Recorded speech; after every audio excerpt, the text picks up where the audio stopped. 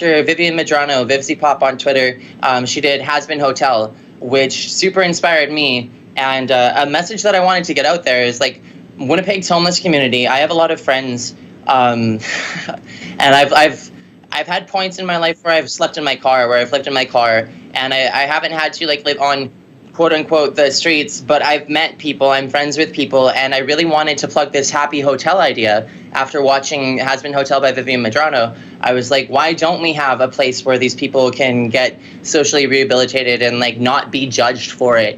And like and as of like November this year, I think it was the 21st, they announced that cumulatively Manitoba has $6 million being donated to housing the homeless and getting them shelters and like safe use sites, like supervised safe use sites, so that nobody's gonna like overdose, but like they're allowed to be there if they're on whatever they're on, and like it's okay.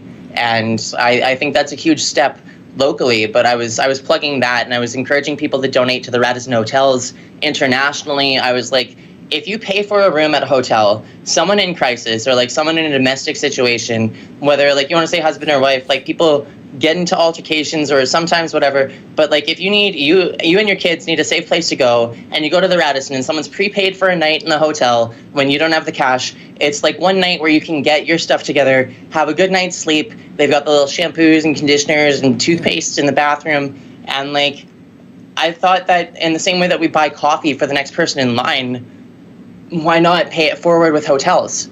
And like, if you just rent, like, people who can afford to travel and get their flights to different cities and stay for like a week in a hotel, what's an extra night to them? The people who already have that kind of money in their pockets. But to somebody who can't afford a hotel on a night that they really need it, it could save a life. Like if someone is contemplating killing themselves or has an abusive situation in their house that they don't want to go home to, they get like a night of reprieve. And if you donate to the hotel, they might not have to fork out $200 to, you know, have food in a safe place for them and their children.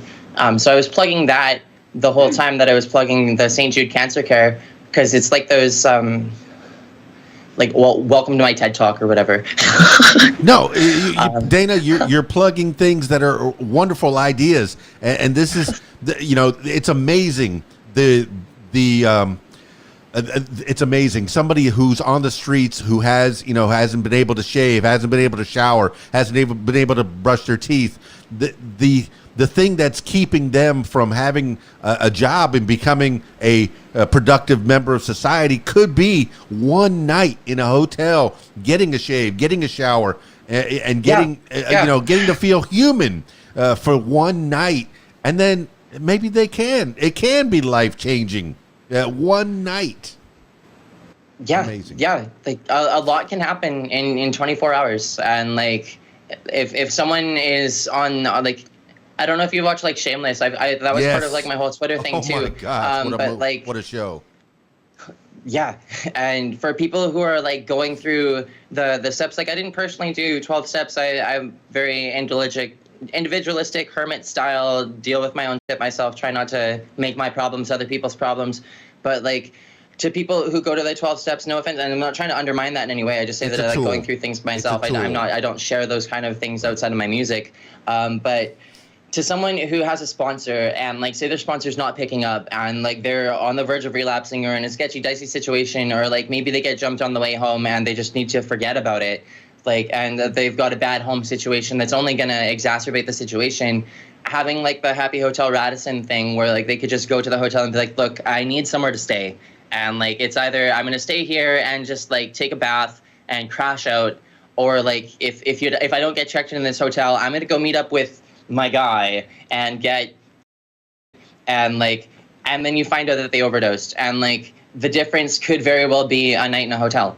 Yeah. And like, it might seem simple, but like, it's really worth paying it forward to like, if you can afford to stay in a hotel for a week, rent an extra night and be like, if somebody needs it, just at the front desk, like at the reception's discretion, let somebody stay in the hotel for an extra night. Like it's already paid for. Yeah. I was listening to a podcast when the CDC was trying to help with Ebola in Africa years ago. And they were trying to get some people that in this one little community in somewhere in Africa where some of them were on drugs, on heavy drugs, nothing like not aspirin, but heavier drugs.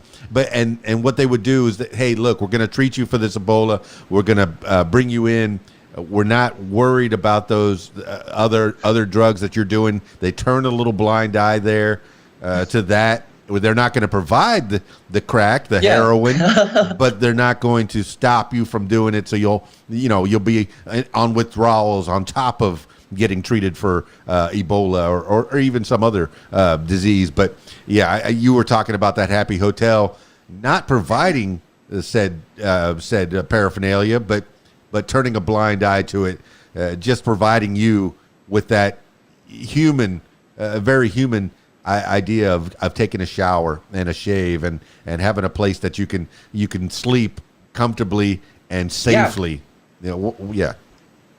And like a lot of hotels, and I know it's not like just the Radisson, but like you've got with the complimentary breakfast or whatever, but like a lot of them will have like the breakfast buffet, the lunch buffet, the dinner buffet, where like anyone who's staying in the hotel gets to go there, and they just like, you can have as much as you want, but like you pay like, what is it, like $11.99 or $13.99 for, and you get to just have breakfast for as long as you want to have breakfast, or like have lunch as long as you want to have lunch.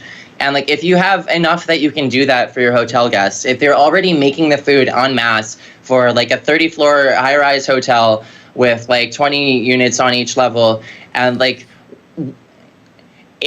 to have like 5 rooms that were prepaid for, that's 5 people who otherwise would have been on the street, who get breakfast, lunch, and dinner at the same times that other people are going to be eating. And like, they get a full belly, they get 3 meals in a day. They get to like the 3 S's, you get shower and shave, you get to like go to the washroom, like they've got a private space, like they can go up to their room and lock the door and regain that sense of like personal boundaries. And that is one thing that like I do relate to is, my mom growing up, like I was never allowed to have a bedroom door with a lock on it because she was afraid that I was going to hurt myself and that she wouldn't be able to get in.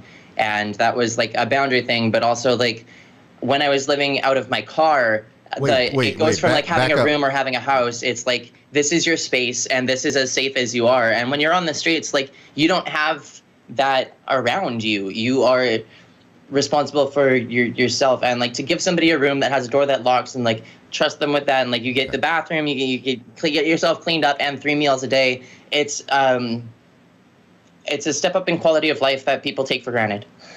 No, place. If you have a little extra, if you have the means, give.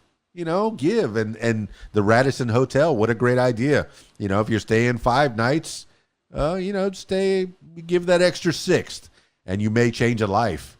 I'm not saying you may change a life. You will change a life. Sometimes all you need is a shower.